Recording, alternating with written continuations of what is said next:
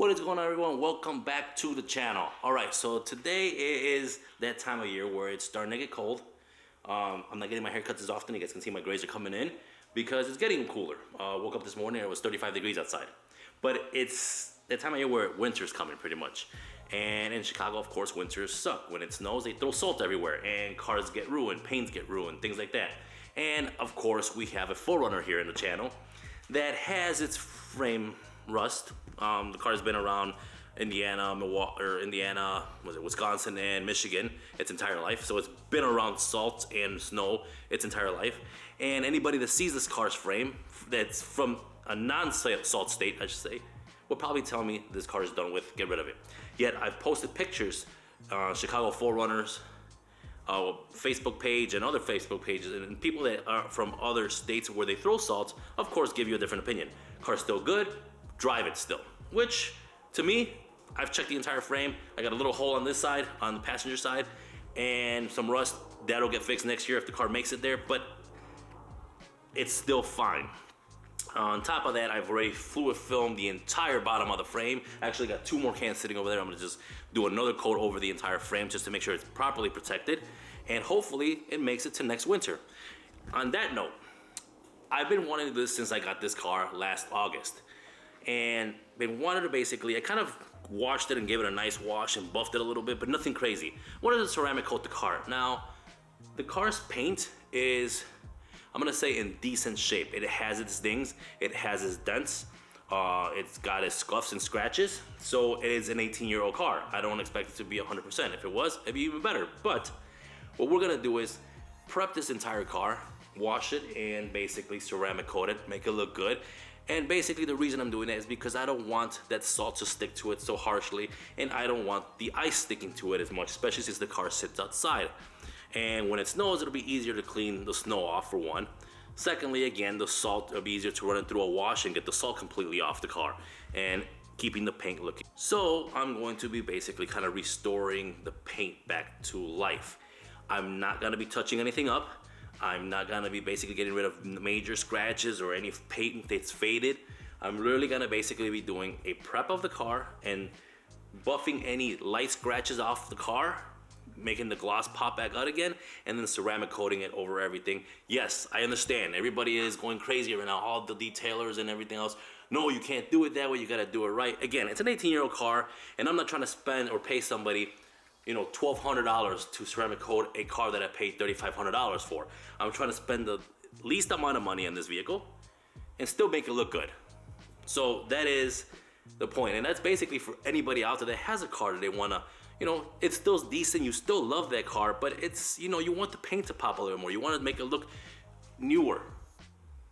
And this is the best way to do it. So if you guys are watching this and you guys get anything out of this video, don't forget to hit that like button and also subscribe to the channel, because I do things like this all the time, kind of try to save some money.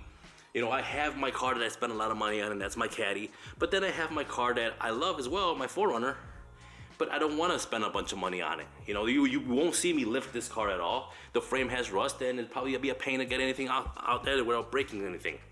But again, enough of that. I keep rambling on here. So we're gonna go ahead, and I'm gonna give you to go through the steps of what we're gonna do to actually get this car prepped and ceramic coated.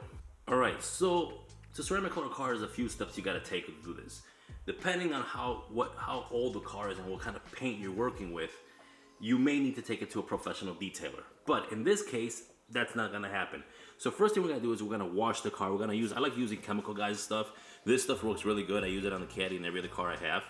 It's Honeydew Snow Foam Auto Wash. That's already been put in this foam cannon. So we're gonna use that to wash, do the first step. Then we're gonna go ahead and spray some iron remover, which basically that's good for any rail dust, any brake dust. It gets any of that iron stuck on there, gets it right off of the car.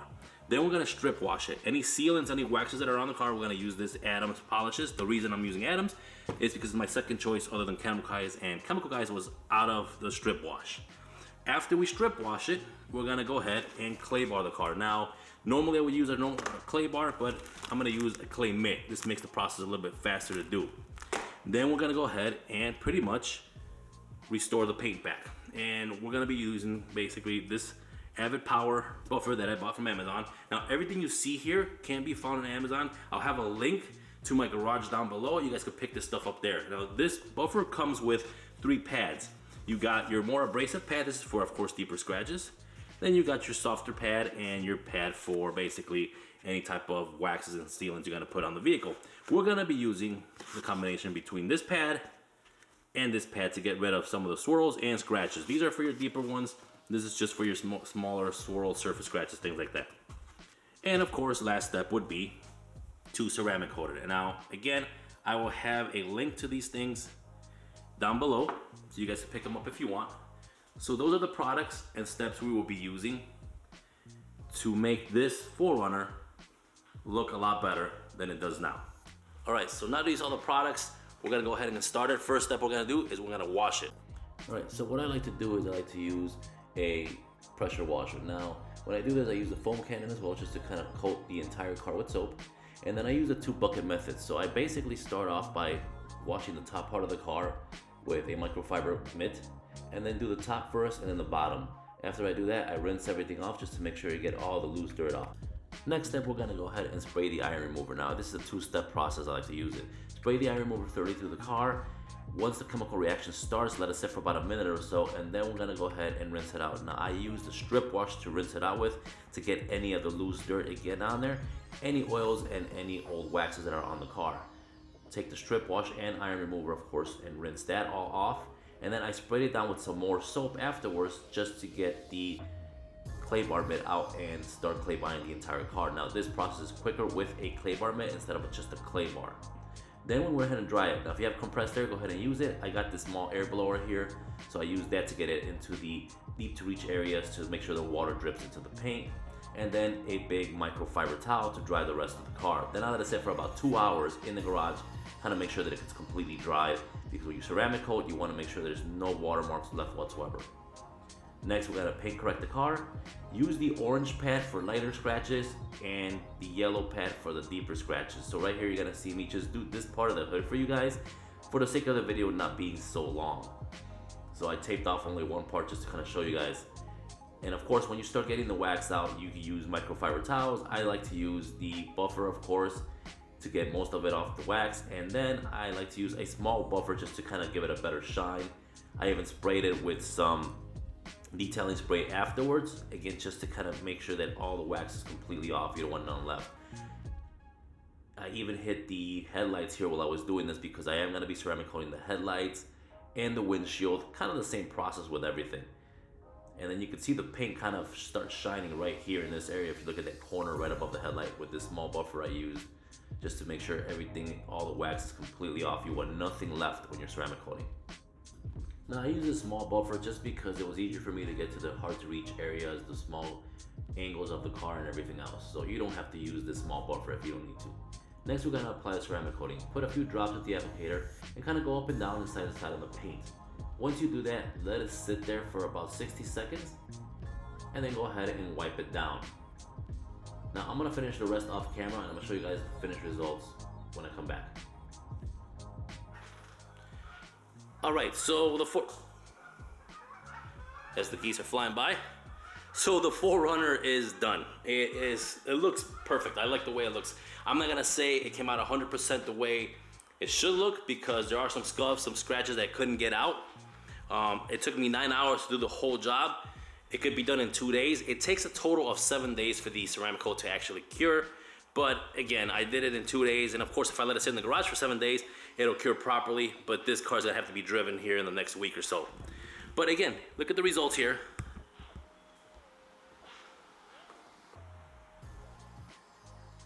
I think it looks awesome. I also used it on the trim. You can use the ceramic coating on the trim. So you have it right there on the step rails. Used it on the windshield, the back window. It can even be used on wheels, but these wheels are kind of crappy. They're kind of already peeling, so I wasn't gonna use it on the wheels.